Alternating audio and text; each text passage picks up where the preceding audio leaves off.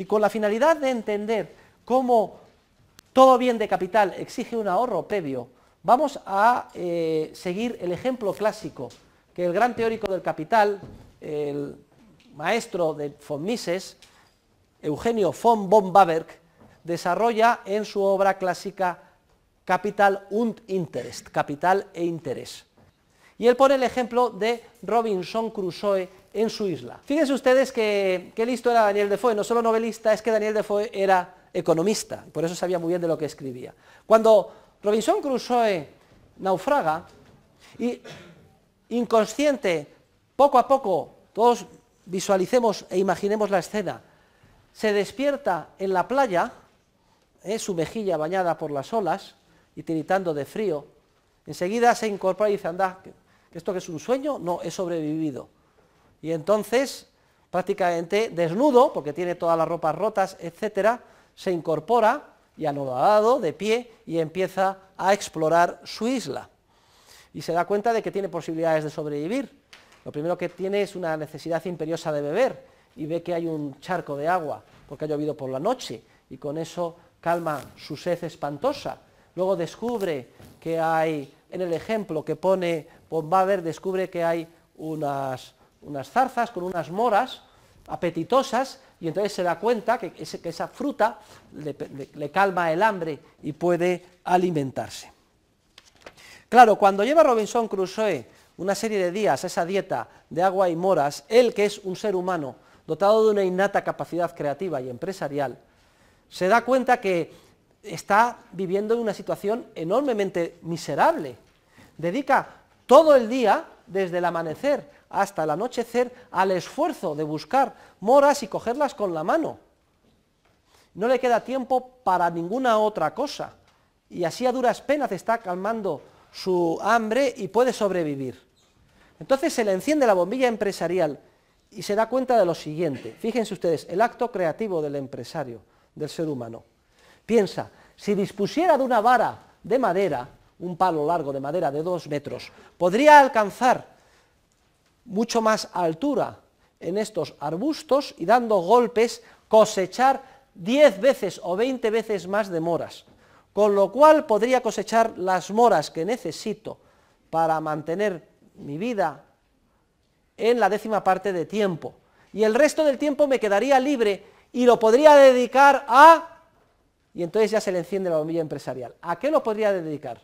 A hacerse una choza o cobertizo, porque es que vivo a la intemperie. Incluso veo que hay animales y a lo mejor podría hacer un arco y unas flechas para cazarlos, comer carne y con su piel vestirme. Fíjense, fines que para él tienen un enorme valor, mucho mayor, pero que lamentablemente no puede alcanzar porque dedica todo el tiempo a sobrevivir malamente, cosechando a mano, es decir, con un proceso temporal que conlleva muy poco tiempo, las correspondientes moras. Entonces Robinson Crusoe concibe y dice, ¿cuánto tiempo tardaría yo en hacer la vara de madera? Y piensa, es el acto empresarial, que la vara de madera le llevaría 5 días, y entonces ya empieza a concebir las diferentes etapas que conlleva el periodo de acción.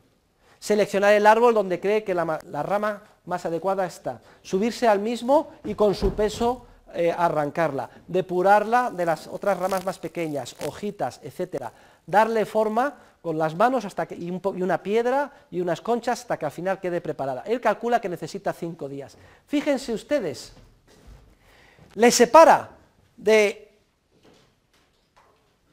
un futuro que valora mucho más la posibilidad de dedicar mucho tiempo menos a conseguir su alimento y lograr con ello hacer su cobertizo, 5 días, que materializa una serie de etapas intermedias por las que tiene que pasar hasta ya hacer su vara de madera.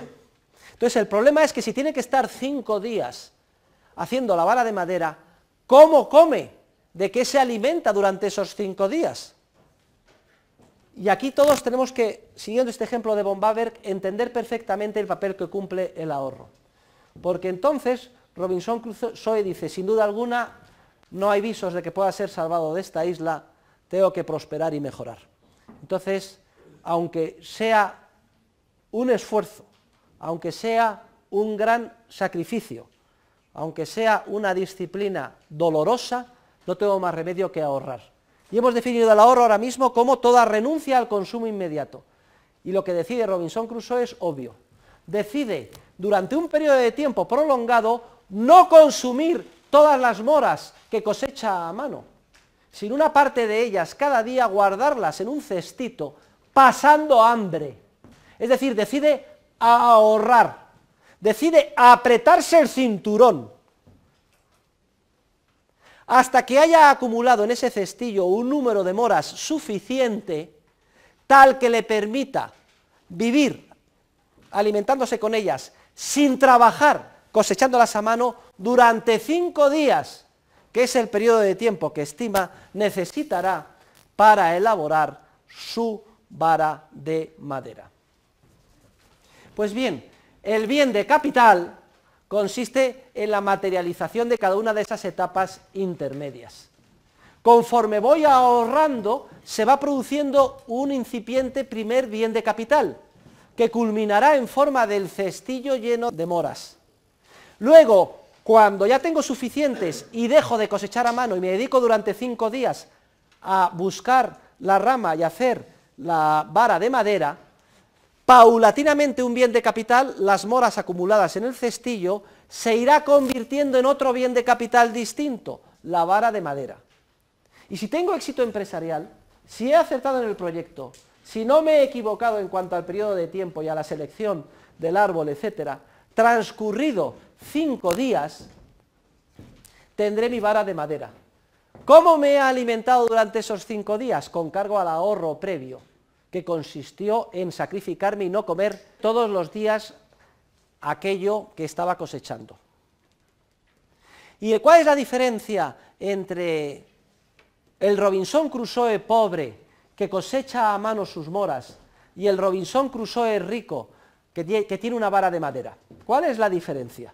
Pues precisamente los 5 días de ahorro previo que se han plasmado en la vara de madera, que se han convertido en ese bien de capital, en ese instrumento, porque una vez terminado el proceso de producción de la vara de madera, ya la situación es radicalmente distinta. Dando golpes llega mucho más lejos, cosecha 10 veces más, se alimenta solo trabajando 1 hora y el resto del tiempo ya puede hacer su cobertizo. Fíjense ustedes cómo ha subido el nivel de vida de Robinson Crusoe gracias a haber sacrificado su consumo inmediato, haber ahorrado y haber elaborado bienes de capital. Toda mejora en nuestro nivel de vida requiere un sacrificio previo. Requiere el sacrificio de renunciar al consumo máximo que podríamos lograr a corto plazo. La diferencia entre el Robinson Crusoe pobre y el rico está en que el rico tiene 5 días acumulados en forma de una vara de madera, un bien de capital, que es rico porque le permite lograr mucho más.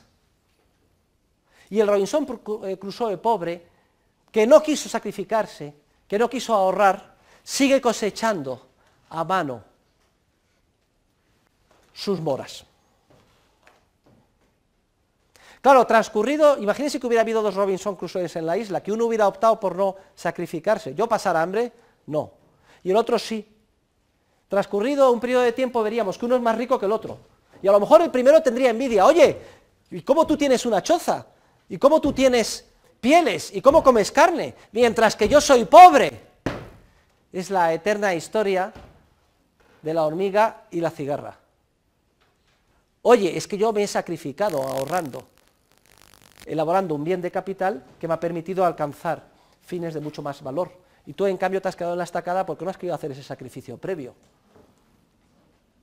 La vara, que es el bien de capital, no es sino una etapa intermedia de un proceso de producción, que se encuentra temporalmente más alejada en el tiempo, concretamente en el ejemplo de von Webber, que en 5 días, respecto del proceso de producción inmediata de moras consistente en cosecharlas a mano.